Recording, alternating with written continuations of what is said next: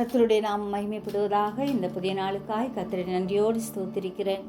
இந்த புதிய நாளின் தியானத்துக்காய் எடுத்துக்கொண்ட வசனம் ரூத் 2வது அதிகாரம் 12வது வசனம். உன் செய்கைக்கு தக்க பலனை கர்த்தர் உனக்கு கட்டளையிடுவாராக. இஸ்ரவேலின் தேவனாகிய கர்த்தருடைய செட்டைகளின் கீழ் அடைக்கலமாய் வந்த உனக்கு அவராலே நிறைவான பலன் கிடைப்பதாக என்றான். நம் செய்கைக்கு தக்க பலனை கர்த்தர் கட்டளையிடுவார். ரூத்தின் ஜெபத்தையும் விசுவாசத்தையும் கர்த்தர் கனம் பண்ணினார். நம்பிக்கையிலே உறுதியாயிருந்து ஜெபத்திலே தரித்திருப்போம். நம்முடைய தேவன் நன்மை செய்கிறவராயிருக்கிறார். கண்மணியைப் போல நம்மை காக்கிற தேவன், கிருபை மேல் கிருபை தருகிற கர்த்தர். அவர் தமது சிறகுகளாலே நம்மை மூடுவார். அவர் செட்டைகளின் கீழ் உள்ள அடைக்கலத்தை பெற்று வாழ்வோம். ஜெபிப்போமா. ஜீவிக்கிறதா நல்ல இயேசுவே, இந்த அருமையான நாளுக்காக நன்றியோடு ஸ்தோத்திரிக்கிறோம்.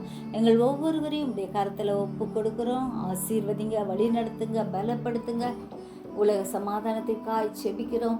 ஒவ்வொரு நாட்டிலும் கர்த்தருடைய சமாதானம் ஆண்டவரே தங்கும்படியாய் கெஞ்சுறோம். கிருபையாய் இறங்குங்க, ஆசீர்வதிங்க அப்பா. உங்களுடைய பலத்தால் எங்களை இடைகட்டுங்க.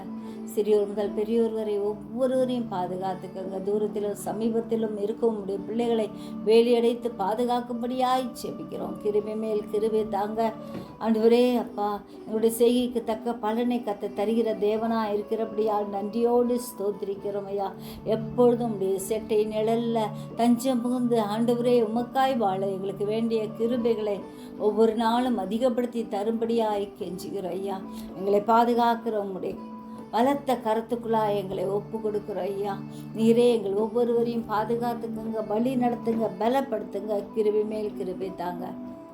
உமக்காய் வாழ இன்னும் அதிகமாய் உம்மை நாட கிருபை தாரும். ஆத்தும ஆதாயம் செய்ய எங்களுக்கு வேண்டிய கிருபைகளை அதிகப்படுத்தும். இயேசுவின் மூலம் ஜெபங்கேடும் பிதாவே, ஆமென்.